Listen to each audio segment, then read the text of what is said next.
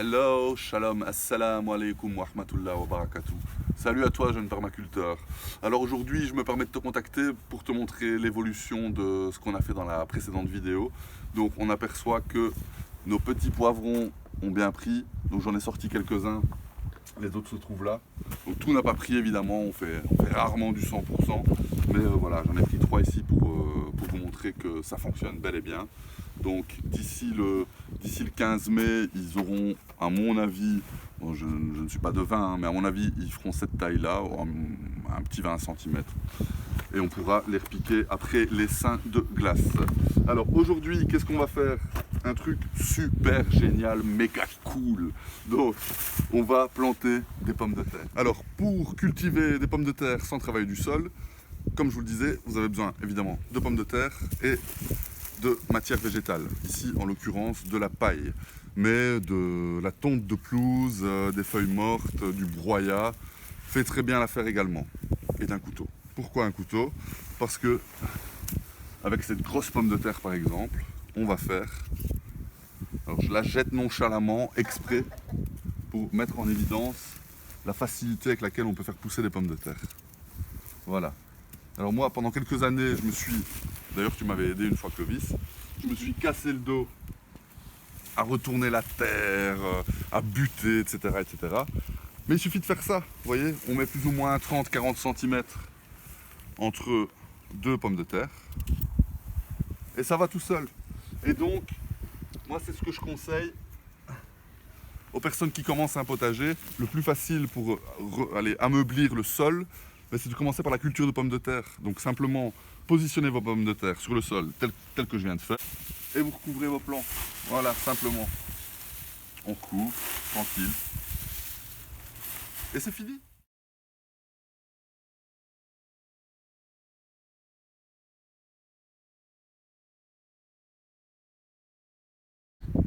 Donc on se trouve sur la zone précise que j'avais cultivée dans la vidéo précédente. Donc j'avais mis ici une route, si vous vous souvenez, de fèves et une route de petits pois.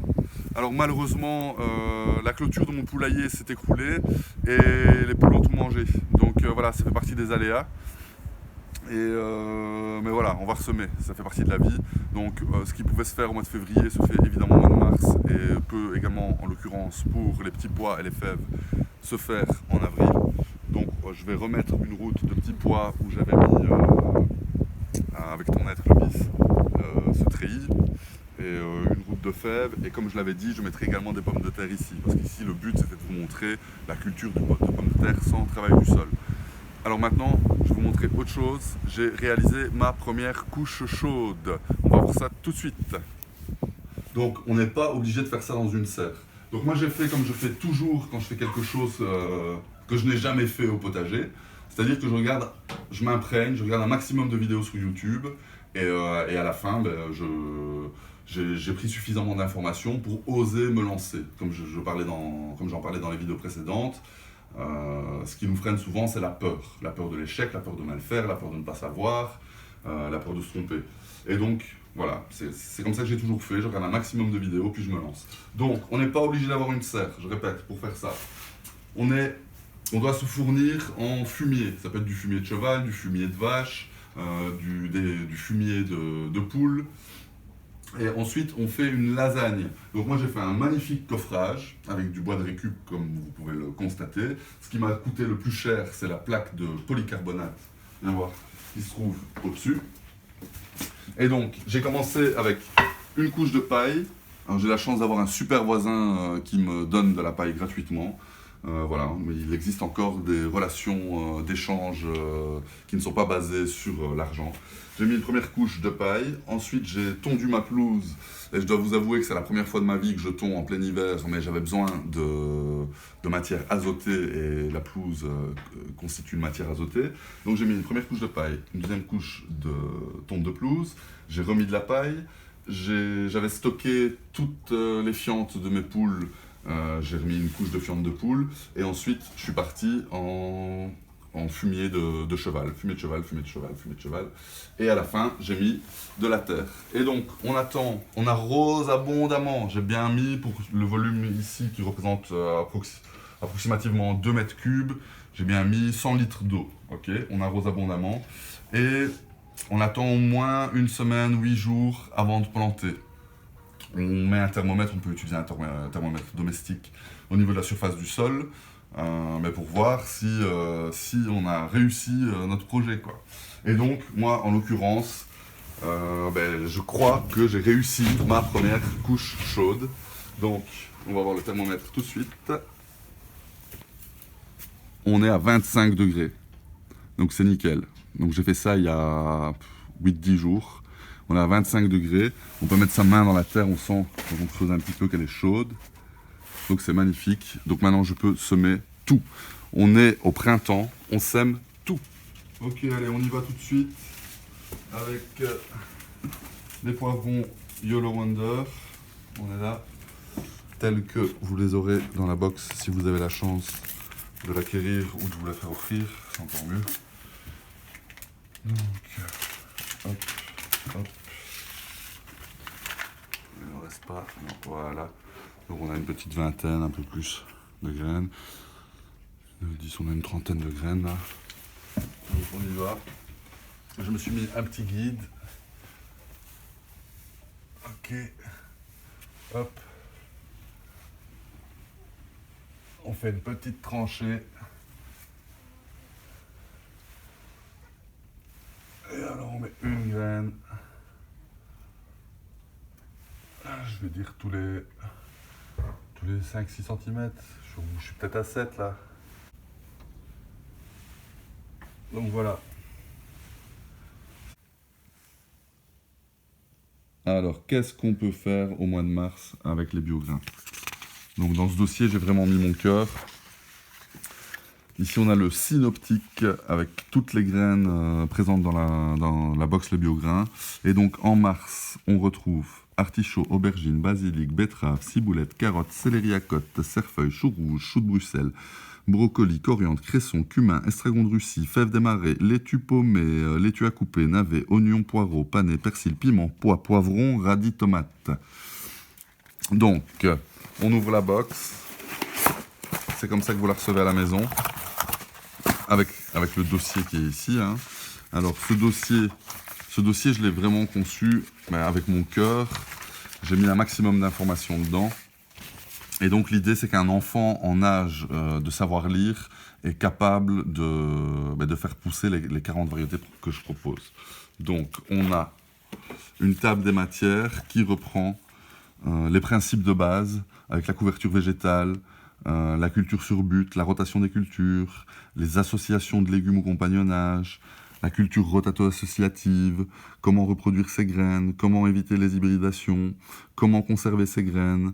Alors on a des principes de base supplémentaires, le substrat, le semis à chaud sur couche chaude, l'arrosage, la germination, la profondeur de plantation, l'espacement entre les plantes, le semis sur couche chaude, les fiches mensuelles, etc. Voilà, et les fiches mensuelles commencent. Donc voilà, c'est une petite vingtaine de pages. Bon, voilà, j'ai pris ça au hasard. Ici, on parle du persil, du piment. Piment semé en février-mars, à chaud ou sur couche chaude, et planté à 50-60 cm après les risques de gelée, c'est-à-dire dans nos contrées, après le 15 mai. Cette plante exige de la chaleur, il est donc recommandé de la cultiver en serre dans notre région. Cependant, il est possible de la cultiver sans serre, mais la première année, les plantes ne donneront pas énormément. Chaque année, récupérez les graines des plants les plus productifs pour améliorer votre rendement. Si possible, plantez plein sud à proximité d'un mur. Alors, on se retrouve pour le mot de la fin. Donc, j'ai essayé de donner un rythme très soutenu à la vidéo parce que comme je vous le disais, quand je m'imprègne pour faire une chose que je n'ai jamais faite au potager, je regarde pas mal de vidéos et il n'y a rien qui m'énerve plus que les vidéos qui n'ont pas de rythme, dans lesquelles, par exemple, le gars vous explique pendant 3/4 de la vidéo ce qu'il va vous dire. Enfin, je crois que vous me suivez, vous avez compris de quoi je parle. Et donc, c'est vraiment aux antipodes de ce type de vidéo que j'essaie de me situer. Donc, mon projet, mon entreprise, elle a un but philanthropique. Alors certaines personnes disent il n'y a pas d'entreprise philanthropique. Moi j'ai fait un indépendant complémentaire. Donc le mot indique bien ce qu'il veut dire. J'ai déjà de quoi subvenir à mes voisins, à mes besoins. et je n'ai pas d'aspiration financière hors norme. Et donc tout ce que je veux, c'est permettre aux gens d'accéder à des graines reproductibles à prix démocratique. Donc parmi les personnes que je suis sur YouTube, il y a Damien Decars, il y a aussi un petit peu Olivier, du potager d'Olivier. Et donc j'invite ces deux personnes et d'autres eh bien, à faire comme moi, aller au bout de leur pratique, dans le sens où elles fournissent un travail exceptionnel à mon sens. Et ça serait vraiment top si elles pouvaient fournir les graines en plus de leurs conseils. Donc je les invite à suivre ma démarche. Donc le mot de la fin, comme je disais, il a une portée philosophique. Et pour ne pas me perdre, je vais me référer au dossier que vous connaissez maintenant, et donc aux dernières pages de ce dossier. Donc comme vous le savez, mon slogan, c'est « Pour un nouvel ordre local ». Et donc, il en va de la responsabilité de chacun pour que ce nouvel ordre local puisse prendre racine. Alors aujourd'hui, plus que jamais, il nous faut prendre conscience que chacun de nos actes sont la source de nombreuses conséquences. Que ce soit sur le plan social, écologique ou économique, nous nous rendons malades par nos modes de vie et particulièrement par nos pratiques alimentaires irréfléchies, pour ne pas dire insensées. Je pense par exemple à ces fameuses crevettes qui font le tour du monde 3 fois avant d'arriver dans nos assiettes. Pêchées ici, décortiquées là-bas, vendues au plus offrant, ou encore aux pseudo-fraises et tomates que beaucoup trop de gens consomment du 1er janvier au 31 décembre, sans jamais vraiment prendre la peine de réfléchir au fait que ces dernières, par la manière dont elles sont cultivées, nous rendent non seulement malades, mais rendent malades en même temps la planète. Sans parler des pauvres travailleurs sous-payés et sans sécurité sociale, esclaves pour un plaisir tout relatif, maîtres de nos papilles. À ces malheureux s'ajoutent également ceux exploités à l'occasion du transport et de la distribution de ces denrées, et de bien d'autres encore. Malheureusement, un constat tout aussi accablant est à déplorer dans l'industrie textile, minière et bien d'autres.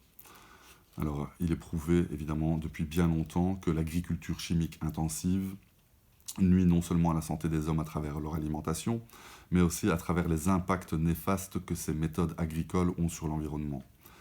Même si je suis personnellement concerné, je préfère ne pas parler du taux de cancer disproportionné chez les cultivateurs et les riverains des parcelles cultivées. Cela donne la nausée. Donc moi je suis concerné, je n'ai pas le cancer à ma connaissance, je suis concerné par le fait que je suis riverain d'une parcelle qui subit énormément de pulvérisation, et donc quand je vois mon voisin fermier venir pulvériser, eh bien je ferme toutes mes fenêtres, je prends mes enfants et je m'en vais au parc. Alors, manger local et selon le cycle de la nature n'est donc pas une lubie de bobos écervelés. Manger des fruits et légumes de saison sans pesticides, herbicides, fongicides et autres insecticides, cultivés soi-même, achetés directement aux producteurs ou en circuit court, constitue un acte simple mais revêtant une véritable dimension révolutionnaire, et je pèse mes mots. Que ce soit au niveau sanitaire, social, écologique et économique. En effet, si demain tout le monde décidait d'agir de la sorte, ce serait sans l'ombre d'un doute un monde plus sain, juste, solidaire et heureux qui verrait le jour. Une révolution dont on ne soupçonne pas l'ampleur se trouve donc bel et bien dans le contenu de nos assiettes, et de manière élargie dans la manière dont nous dépensons notre argent. À titre d'exemple, à l'heure actuelle, il est encore possible de trouver des chaussures fabriquées en Europe pour moins de 200 €. Privilégiez donc ce type d'achat chez un petit indépendant, plutôt que d'acheter la marque à la virgule dont on connaît trop bien les conditions de production où des enfants sont mis en esclavage de par le monde. Et cela vous évitera aussi d'enrichir des actionnaires sans scrupules, et vous ne deviendrez donc pas complice de crimes contre l'humanité. Vous subventionnerez alors un monde plus juste et équitable dans des chaussures de qualité qui vous accompagneront 10 ans et non pas 1 an. On est presque au bout. Si vous le pouvez, prenez des poules, faites un potager, ou bien achetez vos œufs, votre volaille, votre lait, votre beurre et vos légumes là où vous savez, c'est-à-dire chez quelqu'un que vous connaissez, plutôt que d'enrichir des multinationales dont les plus grandes engendrent chaque année 10 fois plus d'argent que le PIB de la Suisse, avec toutes les dérives que cela entraîne, notamment en termes d'indépendance dans les prises de décision de nos dirigeants. Sans compter les médias, qu'il faut le dire, endossent bien plus la fonction d'outils de propagande destinés à nous rendre passifs et à nous faire consommer, plutôt que de nous émanciper intellectuellement. Bref, des exemples comme cela, il en existe des milliers. C'est donc à vous de jouer, car chaque acte compte. Par définition, nul autre mieux que vous ne peut savoir comment initier, à votre échelle, ce nouvel ordre local.